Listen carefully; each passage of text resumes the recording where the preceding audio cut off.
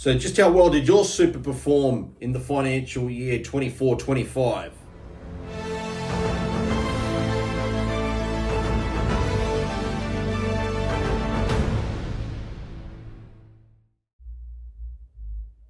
Hey everybody, welcome back to the channel. Today I thought we'd just have a bit of a reflection and look back at the performances of the various indices and compare them to how you should have actually performed. So let's just dive in and see what happened. So we'll start off with the XJO. That's the code for the ASX 200. That represents the 200 biggest stocks measured on their market capitalization for the year ended 30th of June 2025. It was a respectable 9.98% capital return there. Not too bad, not too bad. Now, if we then go and have a look at the XJT, now the XJT, that is the gross total return index. So that's when we take the ASX 200 plus we add back into the index after all the various stocks go ex-dividend, their dividends.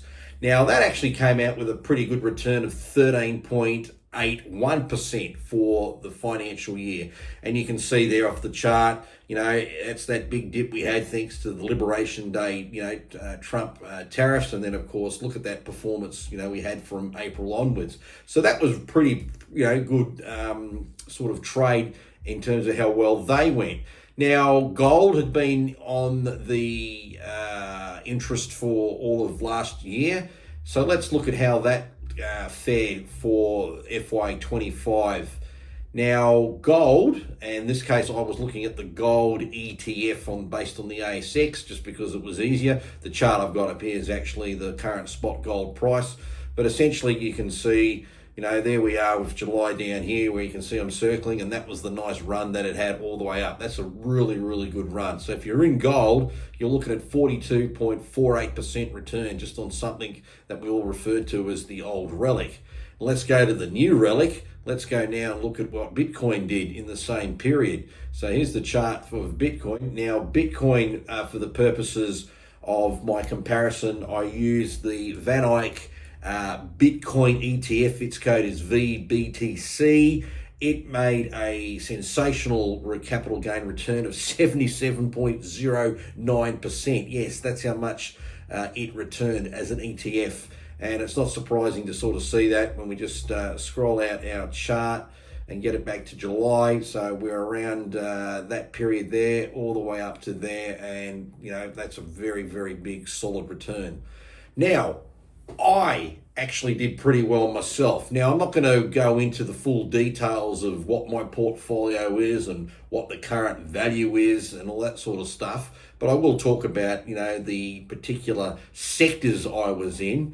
But for the third year running, I'm happy to report that my portfolio actually did very, very well. In fact, we came out with a return for the financial year ended 30th of June 2025 at 67.52%. Not bad, that's what I did.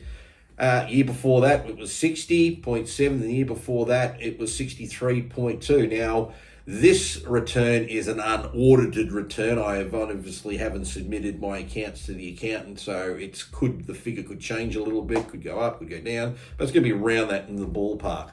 Now, I'm not going to state, your dollar value and exactly the percentages of where I was and all that, but I'll suffice to say these were the sectors I was in. Yes, I was in crypto. Yes, I was doing covered call writing on ASX-listed stocks. I was also doing what I call tactical trading on ASX-listed stocks. That's essentially looking at certain stocks that I think have been oversold, take a long position, they run up a bit, sell out. Just sort of that's in and out trading. It wasn't done on a daily basis, but it was probably measured over a few days, maybe even a couple of weeks, and then a position maintained just in cash. It's always healthy to keep a cash balance. So overall, that's where I landed in terms of my portfolio. So it can be done. It's just a matter of just, reading through materials, getting your information. Don't get caught up with all the nonsense that a lot of other people talk about. You just got to know and take some faith in certain parts of the market. Now, a golden rule I always say to people, obviously I had a position in crypto. I'll let you guys guess where it was and by how much. But I always liked the movie Fight Club. You know what the rule was in Fight Club? Fight Club, never talk about Fight Club. So if you got crypto, basically I say, never talk about crypto, particularly don't talk about what you've got. But that's a little bit of homage just to throw back there. Anyway, it's a very quick video.